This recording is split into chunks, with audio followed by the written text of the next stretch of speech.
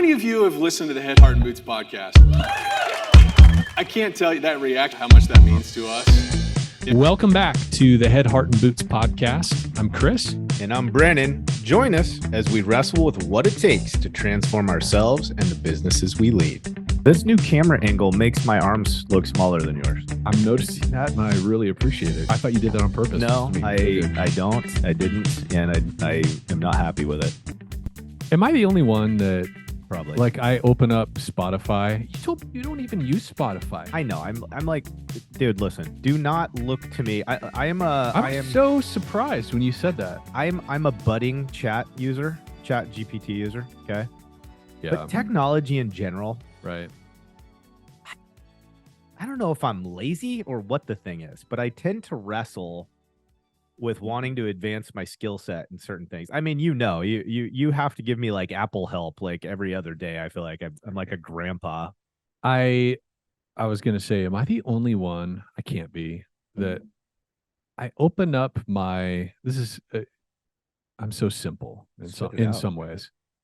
I open up Spotify to see, did Rogan upload a new, is there a new Rogan episode? Like there's a thing, and when you go to the home screen, Yeah. the ones that you're subscribed to, it'll have the little blue dot showing there's a new episode for that. So I have several. So what are my podcasts right now? Like in my featured, or what do they call it in Spotify? Like ones you follow or subscribe to. Anyways. So Rogan, I think I talked about it in a previous episode, the Tao Te Ching, which is it's a Buddhist thing, and it's this white dude that, Well, of course, it's just like he got into the Tao, and he has just this really cool way of talking about Buddhist things that I'm like, oh, this is very interesting. I find this useful. It's this like monk looking guy. The icon for the podcast is this monk looking guy with Bose headphones on and these dark aviator sunglasses. It's so funny. Anyway, awesome. So that's one of mine. Lex Friedman, I really like his stuff. Jordan Peterson's in my short list right now, and Theo Vaughn, who's one of my just favorite comedians right now. He just makes me laugh so hard. And then lately, I've been getting into these sleep podcasts. Remember how I recommended that to you when we were on the road? Like, it is really useful to me, helping me get to sleep, man, at night. Like my thoughts, I think a lot of people can relate to that. I just get in my head and I can't get to sleep. And this particular podcast is called Get Sleepy. Oh yeah. And one of the things I like about it is it's a British. So they actually have a whole bunch of different voice actors that produce these stories. Okay. They're bedtime stories for adults. Oh, okay. Listen, it's the goofiest thing ever, but I always pick the British ones. So they put like a British flag or an American flag to the accent that you're going to get in that story. It's the British thing. I don't know what it is. But anyhow. So I do that. It's like, oh, blue dot on one of my podcasters. I got a new episode. So anyway, this is another Rabbit Trails episode, and this is something we've been experimenting with. Partly, I mean, just to be totally honest, and I know sometimes if I say Joe Rogan, some of you are like, oh, Rogan, everybody's talking about Rogan. Well, yeah, I like, I like his shit. I'm way into it. I'm a total fan. Not every show. Like some shows are boring. Oh yeah, some shows. Like the fight companion shows. Yeah, it ain't my thing. Not so into it. Yeah. Some of his comedian buddies, not as into. But anyway. So I thought as part of this, just kind of, I was looking back over the different podcast episodes and stuff I've been listening to, for like, cool shit that I've been thinking about, or it's forced me to reflect on. Well, before we do that, though. Well, what we should do? I mean, before we do that. Yeah, we got to thank our sponsors, don't we? Yeah. I'm dropping, man. Yeah, so liftify.com/floodlight. I feel like we need to come up with a jingle. Well, yeah. That's next year. We're doing jingles. No, that was the thing. You remember, like, when I had my State Farm business back in the day, and before that, even with Rapid Refill, we'd get these radio ad sales people that would come and they're like, hey, look, we could come up with a cool jingle. We have this like music partner that'll actually make you a dedicated song. And I think of Albin's Plumbing here in Corvallis. Oh There's my like these, gosh. and Oh, yeah. Fitzpatrick Painting also has one.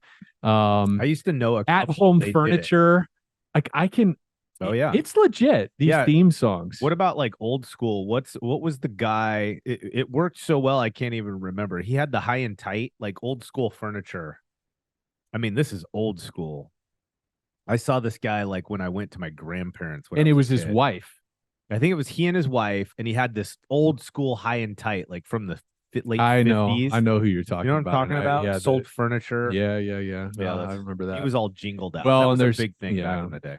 So I don't, how do we go down that I rabbit don't trail? know. We need to thank some sponsors and get off that thing. I know that. Liftify.com. But part of the reason, what we're trying to do, by the way, our faithful listeners, is we really try to keep these ad reads as interesting as possible. So maybe you don't even skip ahead, which of course we all do, you know, at times. Like I do it sometimes when Rogan is doing his. So we try to keep it fresh. Listen, liftify.com/floodlight. You owe yourself a demo. Just go do a freaking demo. Yeah, check it out. Check it out. It's a 1 hour investment for your business that potentially is a useful lever. You know, it's worth millions. It's a force multiplier. Right? Could be. Literally Literally worth millions. And that's not an exaggeration. That's not tongue in cheek. That's not us being funny. No, like right now, of all of our clients that are using it, George and Michelle Gutierrez. I don't think there's anything wrong with highlighting them. Big Surf Pro team over on the East Coast. Awesome people. Crushing. Really great folks. Doing a lot more right than just their Liftify account. But holy cow, they're number one in the Surf Pro network right now. And actually, as far as I recall, out of like 1,300 operators. Well, no, I think there's 12 or 1,300 reviews and clocking. It's unbelievable. Yeah, and they were at like 570 or something when they started with Liftify just 3 months ago, and now they're at like 1,300. Oh, it's unbelievable. I'm not sure they were number one in the Surf Pro network to begin with, and they've just continued to widen their margin. And this is against. I mean, listen, guys, they're competing against, when we say they're number one, like that's amongst Surf Pro operators that are doing 50, 80, $100 million of revenue. And George and Michelle, they're, you know, they are number one in terms of Google reviews. It's incredible. It's unbelievable. Crushing. If you want to crush, go do a Liftify demo. Yeah. How's that? Yeah, I love it. And props to George and Michelle for making yet another great choice in their business, right? Onboarding Liftify. But you're not biased at all in that. I'm not biased at all. Oh, yeah. All right. AnswerForce, answerforce.com/floodlight. Guys, AnswerForce, bolt-on partner to ensure that we have redundancy, professionalism, and consistency to our call intake process. God, that was so boom, pure, man. Boom. Do it. Get it. Okay. And then last but not least, our dear friend, CNR Magazine, Michelle and her team. You know, it's actually getting to the point where we're going to have to stop using the like starting with Michelle and her team, because she has become an outstanding leader and is building a fantastic team. And that team is now, I'm not giving the what's bigger word. They're badass. They're doing the do. They're taking care of us as industry participants, and continue to raise the bar in terms of being a friend to our industry, bringing top tier knowledge, information. She has a podcast too. And not only does she have a podcast though, but she iterates consistently to do these series where she brings in total studs and studettes. You know, you got Phil in that mix. You got a bunch of other just fantastic names of people that just are so quality. Oh, dude, she's had every who's who. Yeah. On her podcast, on LinkedIn Lives. It's remarkable.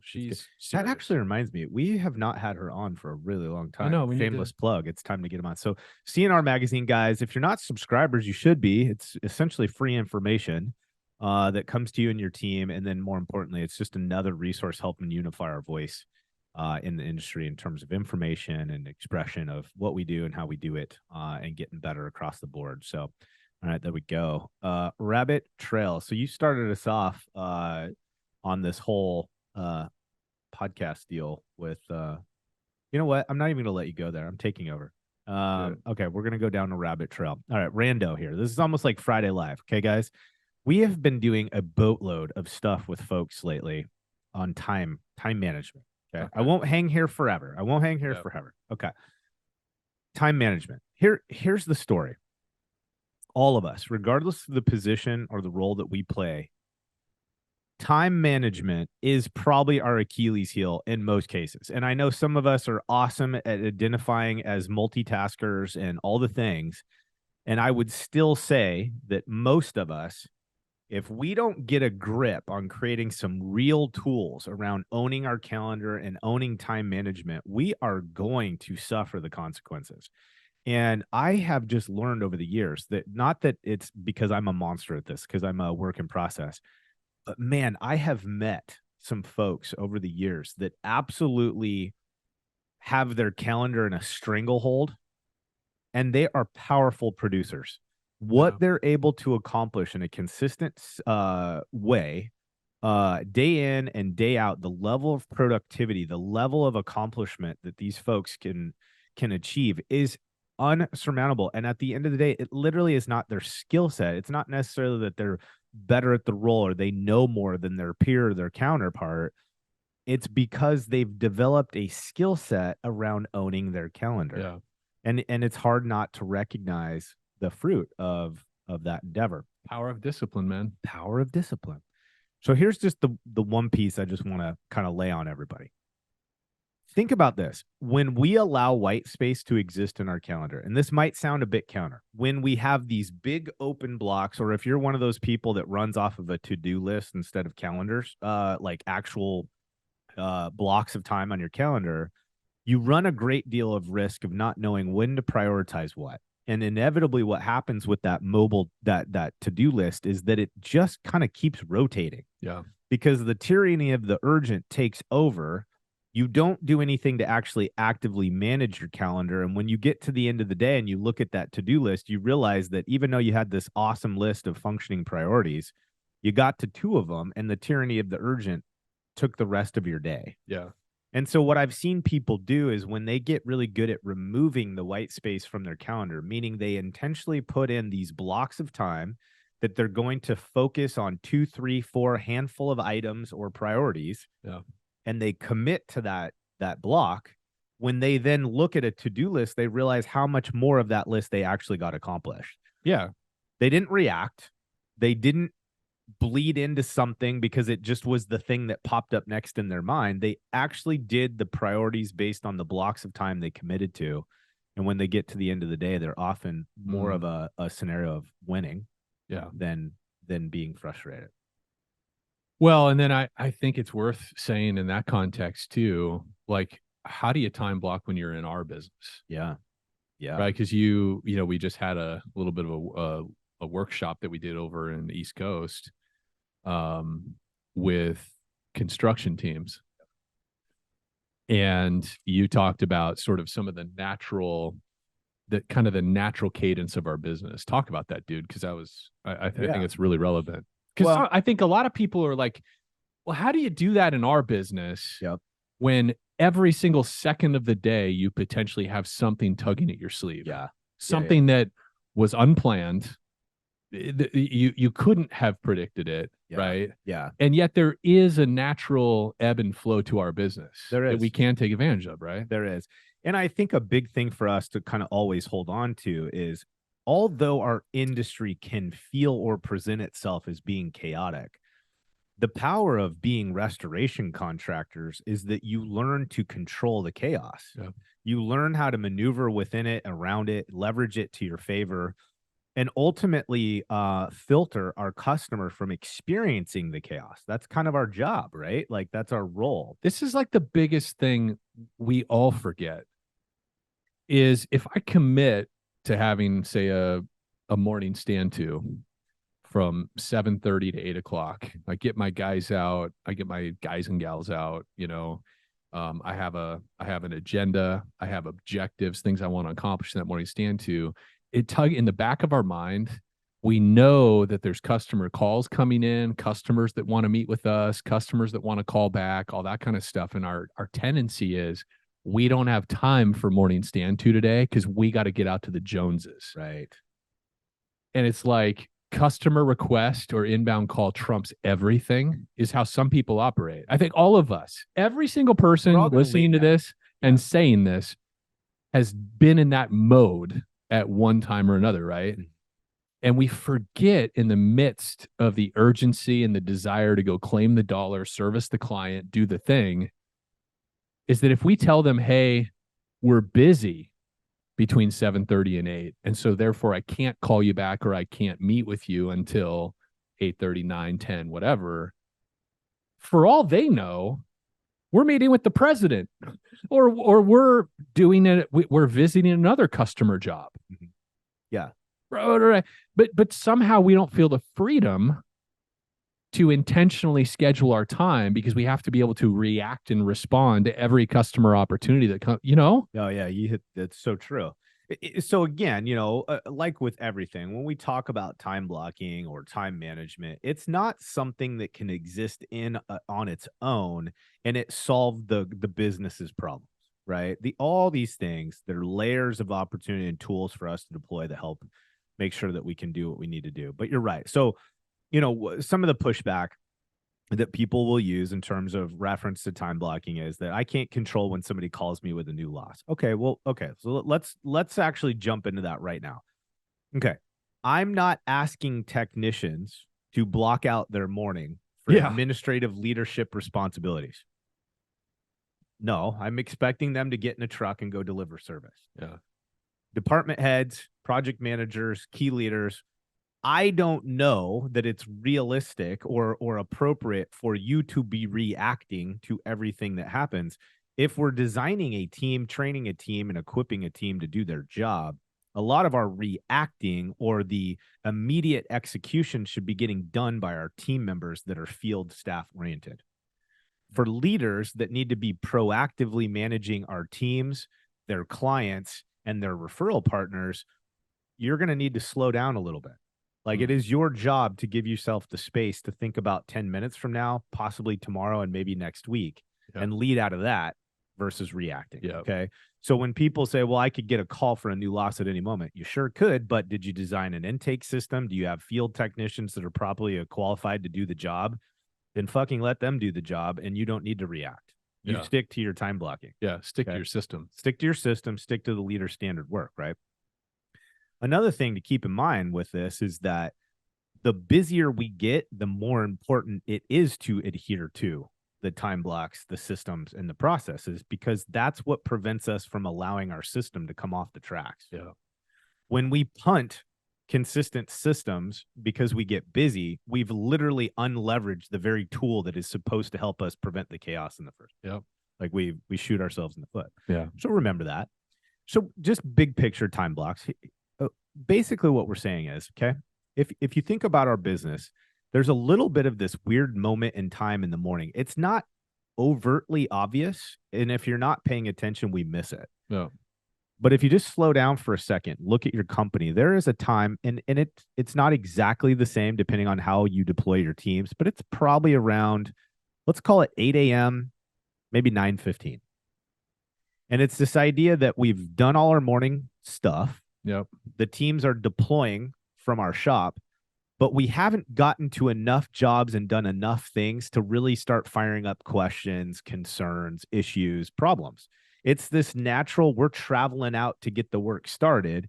And there's just a natural lull that happens in our business. Well, those are one of those times as a key leader that you should be maximizing to get in to do some of that proactive leaders work. Dashboards, getting into our WIP. If you're a JOC tool user, our friend Chris Hill and his team, this is what I get into that pulls all that data from Dash. Get into your dashboards. Look at the book of business that you're responsible for. Take advantage of that lull.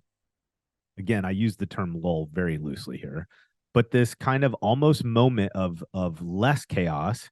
Leverage that into your favor, your benefit, to ensure that the majority of the rest of your day is done in a proactive manner because you've stopped long enough to take inventory of what's going on around you, looking at the book of business and ensuring that what you had planned to do that day is still on point. Yeah. Right.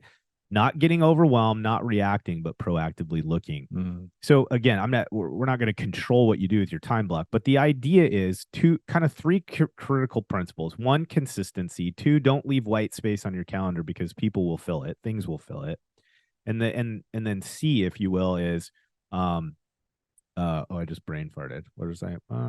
Carry the 2 minus 5. Oh, the other principle of it is that when we're managing. I'm sorry. You keep going. I'm going to get our lunch. Just a minute. Groovy. Okay, yeah. It's this idea. The third piece here, guys. Sorry, is bookending the day. Okay, and what that means is I want to start and finish my day with some kind of sense of proactive engagement in my dashboards, looking and reviewing at my work in process, and ensuring that I'm starting and closing my day proactively, intelligently. Right, doing my summaries, doing the different things that I need to keep the mission moving forward.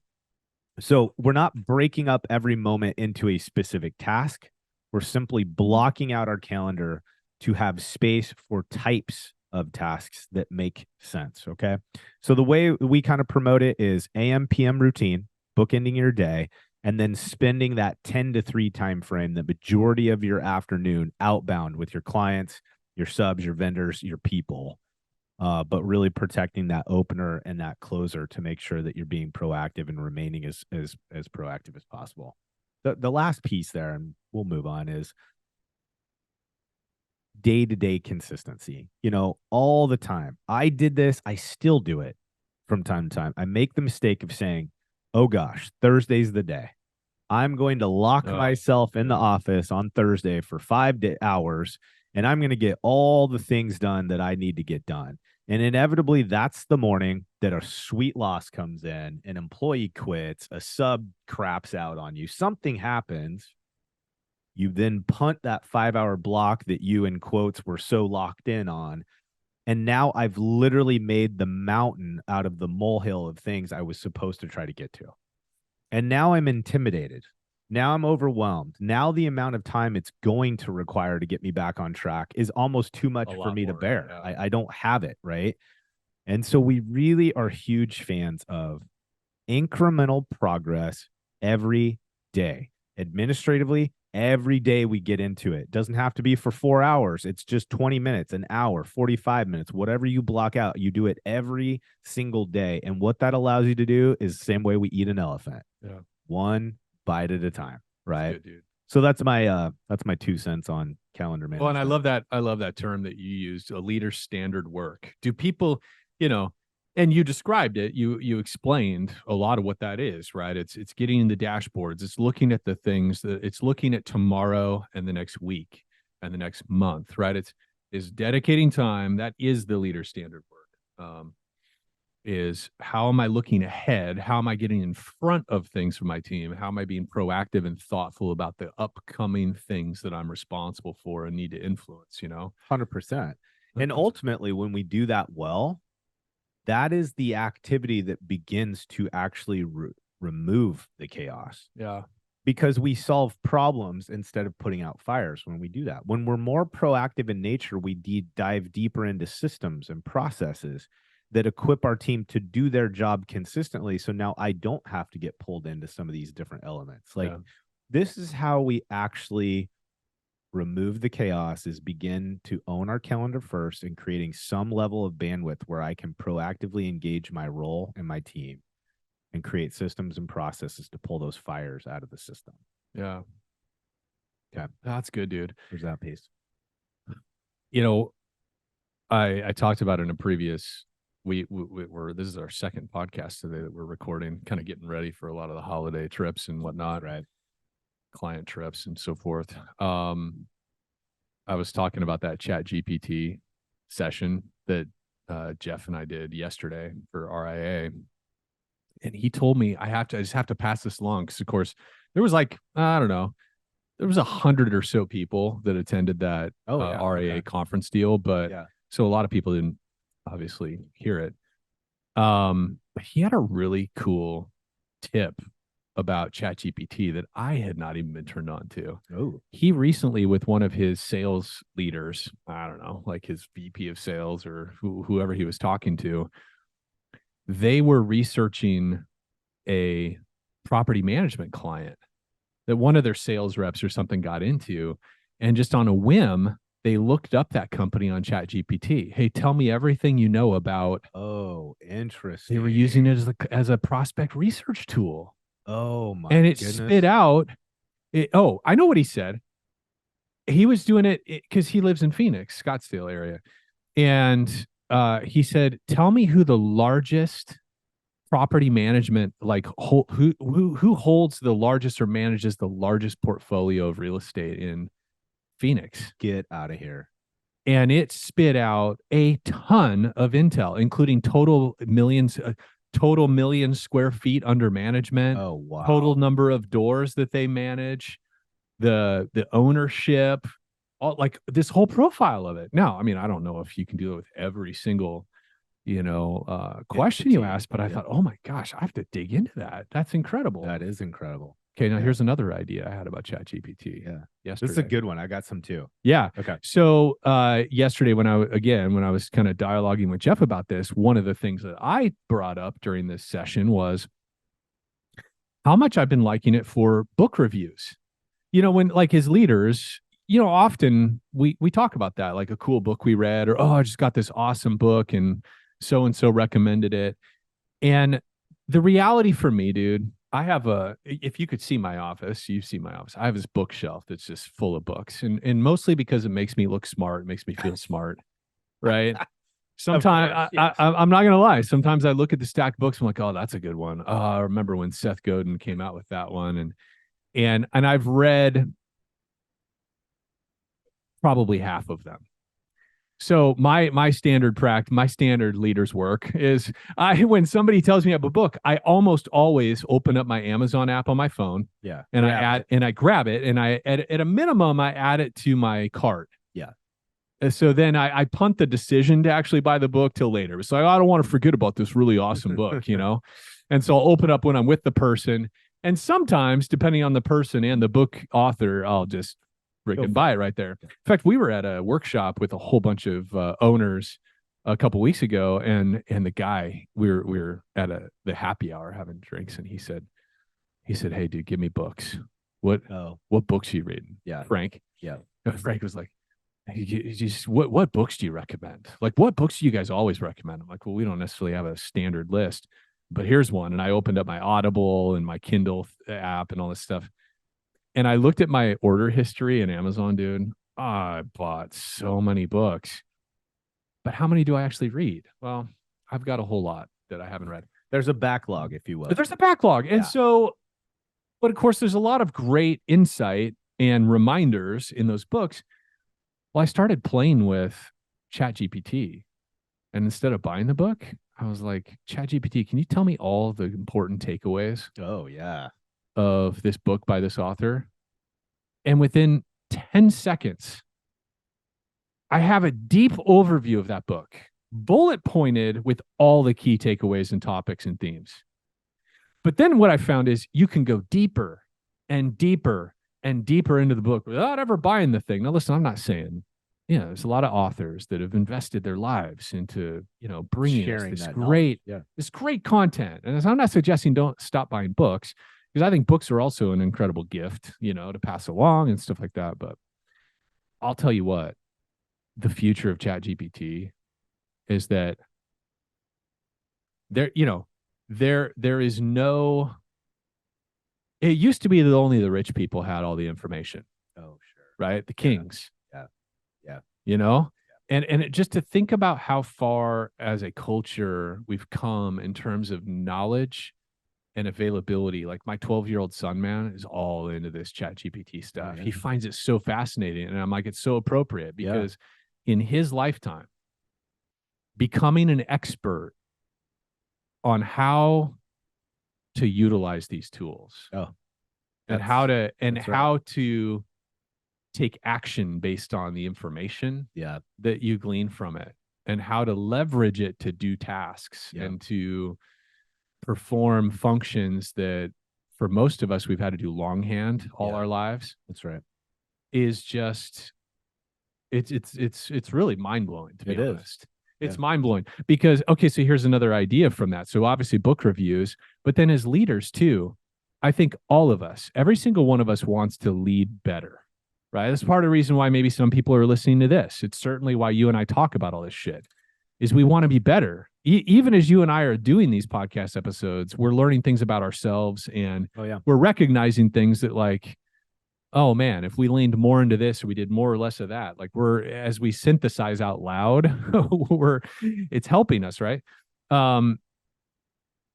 But also along with these book reviews and how we use our books, you can use ChatGPT to create discussion guides and meeting outlines.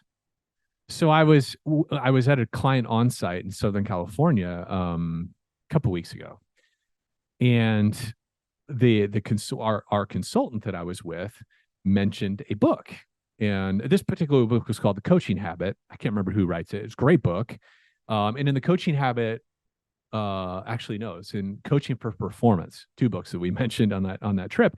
It's a guy who's a tennis expert, but he wrote a book on coaching. It's very good. But he has this thing he calls the GROW method, which is just basically a discussion framework for coaching somebody. Anyway, I don't have the book, but I just, on a whim, I pulled it up in ChatGPT and had him do the whole outline. I'm like, oh yeah, there's the GROW method. It spit it out, explained it, even gave sort of a conversational example of how you do the GROW method in a coaching conversation. I'm like, oh my gosh, this is great. It is powerful. And I can literally copy it inside ChatGPT app on my iPhone, and I could text it to this dude. Yep.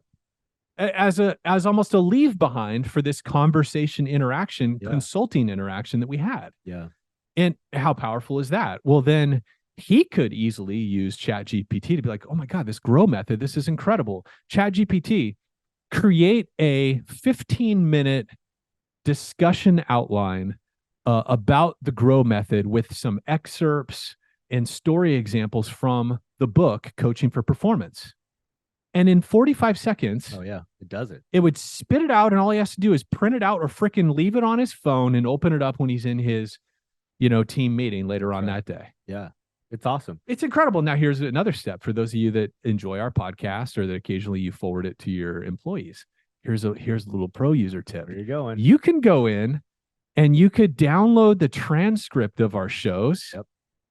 You could plug it into ChatGPT. You could literally copy and paste the transcript from our show. It's in our show notes. Yep. Paste it into ChatGPT and said, I'm a fan of this podcast. Please produce a discussion guide for my upcoming team meeting that covers the 2 or 3 main takeaways from this Head, Heart, and Boots episode. And it'll do it. It'll do it. Oh, and then you can tell it, make sure that I'm subscribed and that I leave a like. No, that's no, you can't do that. That's a different. You still got to manually do that. ChatGPT, the robots won't do all of that. But I just, I'm just mesmerized. It's phenomenal. So in that same vein, right? Okay. So a couple things. One example is you and I as a team, our team uses Fathom.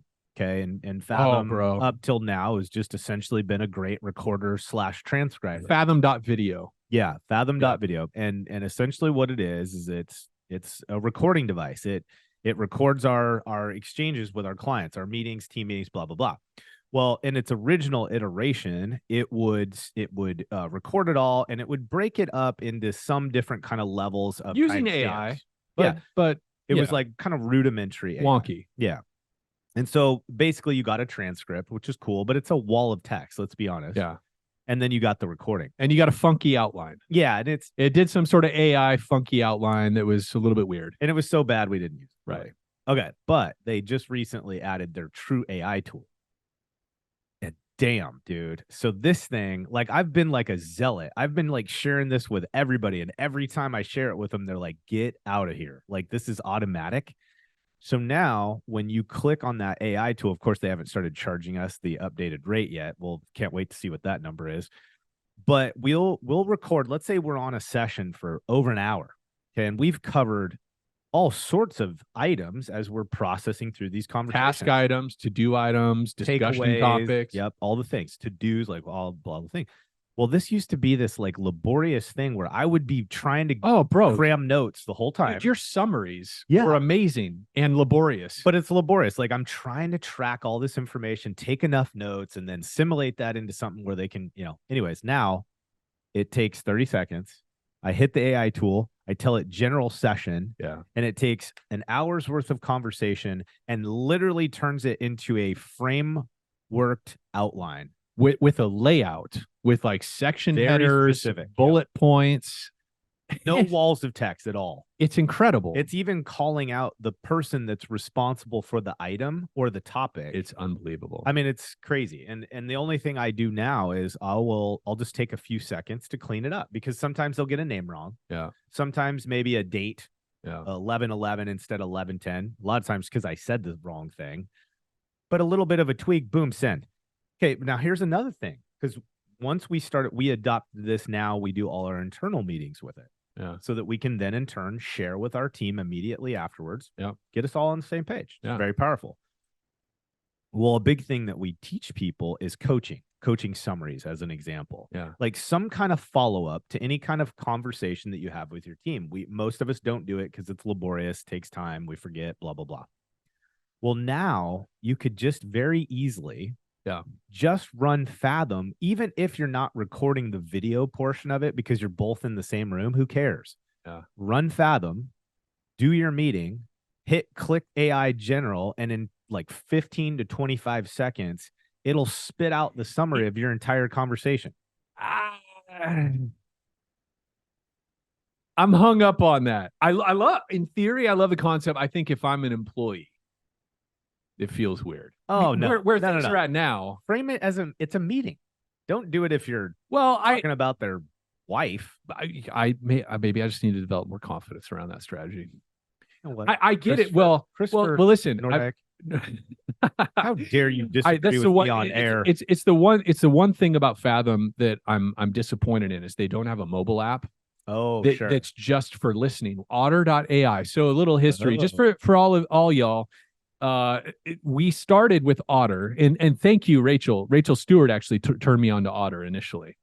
Otter.ai has an app to where you can just audio listen and it'll transcribe it. And there's a free version, and it was awesome. And for a while we were using Otter, and it's at the time it's kind of the best of. Dragon Dictation was sort of the first. They haven't iterated very fast. Otter kind of has been eating their lunch. And then Fathom comes along, and it from what I can tell, now we haven't been in Otter for the last few months. They may have a crazy new AI function, but they were really expensive. It was like it's nuts. It was like $69 a month or something per user once you get past 1,000 minutes, and we clock through that really fast. Oh yeah.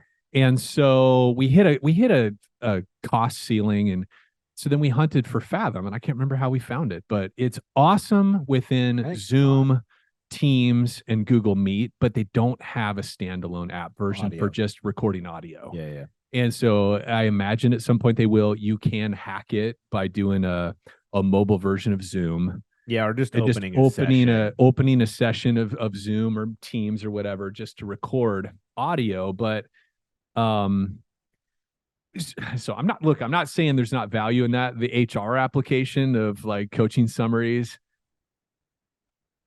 I feel awkward around that, but probably just it's all about framing. Yeah. Why are we doing it? Yeah. Why does this serve you? You know, hey, this is for sure. But you're not backlogging these in your home office. Yeah, that's probably important. So I can't wait until there's maybe something out of the, by the way, all of you who are listening, if you know of a really great AI recording tool that'll actually like assimilate the transcript and then summarize similar to what we're describing in Fathom. Oh my gosh, please. It's so powerful. Yeah, please tell us. Go, find us on LinkedIn and shoot us a message. But yeah, the AI thing is so interesting. I mean, just the other day I was 30,000 feet flying. We're en route somewhere. Yeah. I was updating and building an addition to a training outline that you and I were getting ready to prepare. And I needed to update some content, and I had remembered that we had recorded shows or a video on it previously. So what I did was I went and grabbed the transcript from those previous videos, dumped it into chat and asked chat to pump out an outline. And then I was able to cut and copy that portion, put it into my new outline that I was building for this presentation. Boom, done. So it did all the hard work. You know how long it would have taken me to go back through all that content, read through the transcripts and be like, okay, here's the key topics I want to translate and pull into this training. I'm flying in an airplane at 30,000 feet. I have an internet connection. I know for some of you, this is like old news, but for me, it still freaking blows my mind. And I'm using AI to take what could have been hours of labor, and it turned it into about a 15-minute event for me. Dude, here's another thing I just thought of. I think all of us as leaders who like are thinking about how do I become a better leader? Well, one way that one skill I think we all have to develop as leaders is public speaking. Oh yeah. There ain't no way around it. No. Like if you want to maximize your influence, whether it's in front of a group of 10 or in front of a group of 10,000, like the more competent you become at speaking and communicating ideas, that's it. Your influence grows, right? Yeah. And I think one of the things I've always admired about some of the iconic public speakers and CEOs and leaders is they are so good at storytelling. Oh yeah. They're so good at weaving story examples. Oh yeah. And I've always felt a little bit, and maybe all of us, maybe all the iconic leaders feel this way too. Like that doesn't always come easy to me. I don't all of a sudden like, oh, here's this really powerful story to example for this. Sure. And so sometimes when I'm delivering a talk, and you and I deliver talks all the time now, I can't think of a good story example around something. Oh, dude, you're using ChatGPT, man. ChatGPT. So, and why I know this will work, and I'm gonna literally dig into this today. With some of the training outlines we do, is help me think of some real life story examples from historical examples, whatever. Yeah. Because I did this as a thing for that session yesterday. One of the use cases that I was talking about is just this. Coming up with outlines, discussion topics for team meetings, all company meetings, soft skills trainings. Yeah. Like how do we train on how to better empathize with customers? What does it mean for us to show empathy? Yeah. Like, so I want to give a talk at our next all company meeting about that. Because I want my frontline technicians to help people feel heard and help them calm their nerves, because all the things, right? Yeah. Well, I actually played around with it for safety meetings, because safety meetings are just so boring. Yeah. We have to do them. Yep. And everybody just kind of snickers. Now it's time to sign in and do the thing, right? So I punched in, I want to do a 10-minute training for my team. I'm a disaster restoration company, and I wanted it to be OSHA approved, and it spit out a 5-bullet 10-minute training. And this particular one was on like ladder safety. I'm like, that's boring. Give me another one. I literally said, give me another one. And in 10 seconds, it gave me another topic with 5 bullet points. And it's good. It's like, okay, what was it? It was like the importance of PPE and examples of why PPE is important and blah, blah, blah, blah, blah. I'm like, oh, that's lame. Give me another one. And I did this like 5 or 6 times, and it just kept spitting out really good, strong, clear outlines for a safety meeting talk. And then I was like, give me 3 or 4 thought-provoking questions that I can pose to my team to actually engage them in this safety training. And sure as shit, it did it, dude. Sure as shit. And I could have just, and that is one of the things that I find really useful, is just how quickly and how well it iterates and goes and finds more corroborating evidence or information. It's a time multiplier. It is so extraordinary and amazing. So I'm really excited. You and I did a keynote, and I think it's a keynote we'll probably deliver in other groups in the future. But even with our trainings, like even just in our conversations, like there's certain things that you and I talk about, like time management, we just went through. Yeah.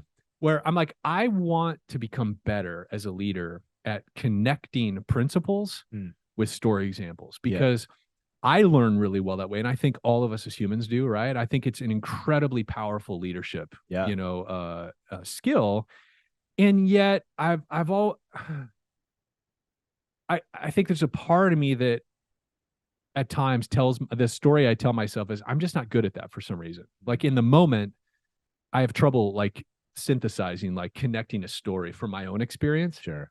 Sometimes I think of good ones, you know, but I've also talked to enough leaders and CEOs and public speakers to know that 9 times out of 10, there was a lot of labor and investigation and research Yeah. and exploring and book reading and note cards and bookmarks and scribbling and dog earing that went into them building that roster of story examples. Yeah. Like lots and lots of intentionality. I think of Ryan Holiday.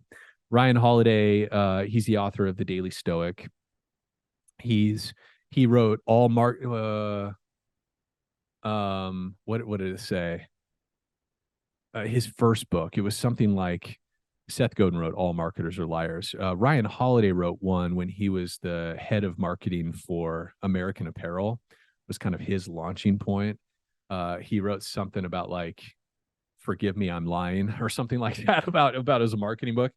But anyway, he studied under the tutelage of Robert Greene, who is just an incredibly prolific New York Times bestseller. He wrote The 48 Laws of Power.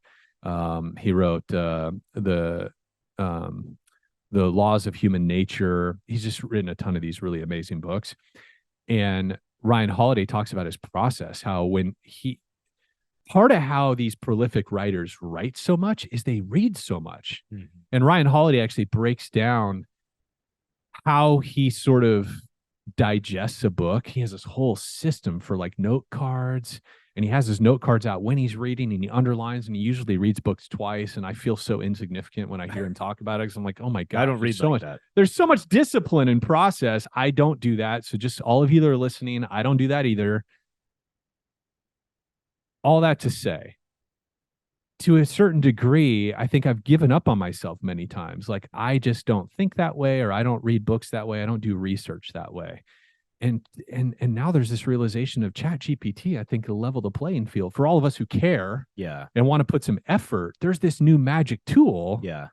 So I'm really excited to dig into it and be like, all right, with the different topic areas that I routinely train, coach, lead webinars, do LinkedIn Lives, like yesterday with Jeff, can I use ChatGPT to scour the internet and the universe for examples that relate to my thing? It doesn't take away from the intellectual work of like, you know what I mean? Well, here's another way to think about this. How many times do you read a book? You're really excited about the concepts and the content of that book, but life happens. And as soon as you're done reading, you forget a bulk of those things that really in the moment triggered. So my thought now is, well, I'm going to read the book. I'm going to take the content in. I might do some of the highlighting and things that I do to help me assimilate information. But the fact that then I can throw it into a ChatGPT platform like that and get a summary of sorts and outline bullets to refer back to, well, now it's a lot easier for me to leverage that learning to help my team. Yeah. Because when you read it yourself at the nightstand every evening, and then you get busy and forget, and then it's difficult for you to translate that information. And then ultimately, I think a lot of what you just alluded to is you then don't do anything to leverage that because it's so much work. And I think this really enhances that viability. I have to try something in the moment. Dude, for those of you who can't see, we have our DoorDash just sitting here of our carnivore meal. Good night. And we got to wrap up pretty soon, but I got to all right. So I'm in ChatGPT now. Some of you listening to this, I'm embarrassed to say. Why I'm embarrassed, I don't know, but I'm embarrassed to say I didn't know ChatGPT had a mobile app. Oh yeah, that's true. I just until a few weeks ago. Yeah, somebody told me about it, and I was like, oh, duh. I've been using this on my laptop, so it's incredible in the palm of your freaking hand, you know. So I have ChatGPT open. Tell me the key takeaways in chapter 3 of Good to Great by Jim Collins. Okay, probably many of you have read that book. I've read it a couple times back in the day. Let's see if ChatGPT has the capacity to do that. It's doing something, and I see a check mark. Okay, that doesn't work. Okay, well, we tried something. How powerful would that have been? It says to provide the key takeaways from chapter 3 of Good to Great by Jim Collins. I'll need the text of the chapter. So anyway, it apparently is not able to crawl that copyrighted stuff. But nonetheless, so that could have been a really powerful little live moment there. Super stardom there. Oh my goodness. But somehow, I mean, it still holds, right? I talked about earlier book reviews. Hey, to give me the key takeaways of XYZ book, that absolutely works. I've done that a whole bunch of times since I first tried that out. But all that to say, here we are. Yeah. We went on a couple rabbit trails. We did. We got into some time management principles, which I think that's maybe and here's the thing poked people a little bit. This whole chat stuff, this is just leveraging different tools and disciplines to help us use our time more effectively. Because the reality of it is, all of us are fighting the clock. We're always fighting the clock. There's always due dates. There's always time frames, timelines, things that are going to get in the way, the chaos, tyranny of the urgent, all the things. These are just ways for us to leverage these kinds of practices in our favor to get some control back. Yeah. Why would we not, as leaders, why would we not want to stay at the front edge of these things? That's right. Like, that's our role. Like, as a leader, and I think you and I see ourselves this way, not as more important or any different than any of the clients we work with or other consultants or anything else. But you and I feel really strongly like we have to stay at the front. That's what leadership is. I'm out in front. I'm the one who's experimenting, falling on my face, trying things and them not working. I'm the one spending the money to try to leverage these tools and wasting money sometimes as you work out what works, what doesn't. That's our role. Yeah. That's our role as leaders. That's your role as a leader. Explore the outer edges. Yeah, you have to be on top of this stuff. You can't slow roll adoption of technology. You ought to be at the front. Now, maybe you don't roll that shit out across your team. Yeah. Maybe you don't make your team an enterprise GPT. Oh, we're going to roll out bots and do all the things and start delegating that shit. But you as a leader ought to be exploring that stuff, right? There's got to be an investment on top. We have to. Yeah. There's got to be an investment. The extent to which you as the leader are getting out in front of the industry, of your company, is the extent to which the team behind you can be out in front as well, Well, and I think it kind of boils down to this idea of, if we're not happy with the current result we're achieving, then it's on you to be exploring other options. Yeah. Other tools, other resources, leveraging other ideas, and get the result you're looking for. Let's eat our DoorDash, bro. Let's do it. Later, gang.